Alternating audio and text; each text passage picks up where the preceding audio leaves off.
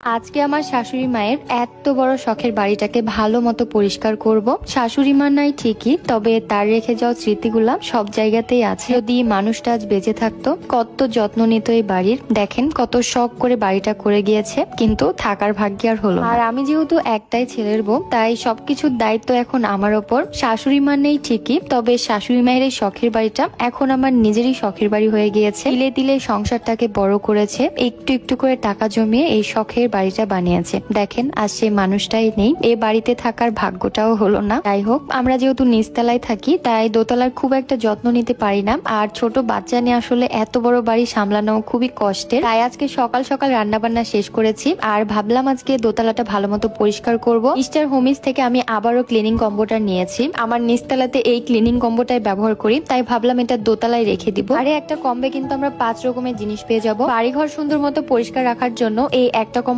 যথেষ্ট। একবার কিনলে আর কোনো চিন্তা নেই। এগুলো লাগানো একদমই ইজি, পাইপের সাথে ম্যাচ করে লাগিয়ে দিলেই হয়ে যাবে। এটা কিন্তু 3-in-1 ব্রাশ, মানে একটা ব্রাশ দিয়ে 3 রকমের কাজ আমরা করতে পারবো। বাজারে এগুলোর আসলে অনেক বেশি দাম চাই। মেঝে পরিষ্কার করা একটা ব্রাশেরই দাম 1200-1300 চাই, তবে আমি মিস্টার হোমিস থেকে এগুলো অনেক কম দামে নিয়েছি, মানে একদমই অফার প্রাইজে বলা যায়। পর আজকে দোতলায় উঠলাম, তবে এত পরিমাণে ঝুল হয়েছিল দেখেই মন খারাপ লাগছিল। ডাস্টার দিয়ে খুব সুন্দর মতো ঝুলগুলা পরিষ্কার হয়ে যাচ্ছিল। দেখেন কত ঝুল হয়েছে, পুরা বাড়ি এত ঝুল। এদিকে আমার মাও আমার সাথে সাথে কাজ করছিল। নিচতলা সবসময় পরিষ্কার রাখতে যে দোতলার দিকে নজরই দেওয়া হয় না। এখন আমি বাক্সের উপর উঠে ভালো মতো পরিষ্কার করব। খুবই ভয় লাগছিল নিচে তাকিয়ে, মানে নিচে তাকিয়ে মাথাটা ঘুরছিল। আপনারা অনেকেই বাড়িটা এত বেশি পছন্দ করেছেন, অনেকেই বলেছেন আপু পুরা বাড়িটা ঘুরে ঘুরে দেখান। এই বাড়ির এখনো অনেকগুলা কাজ বাকি, যদিও বাড়ির কাজটা করতে অনেক টাকার ব্যাপার, যার কারণে আমরা করতে পারছি না। তবে ইনশাআল্লাহ বাড়ির যেটুকু কাজ বাকি আছে খুব তাড়াতাড়ি কমপ্লিট করে আপনাদের সাথে শেয়ার করব। আপনারা অনেক বেশি পছন্দ করেছেন। পুরা দোতলারই ঝুলঝাড়া কমপ্লিট হয়ে গিয়েছে।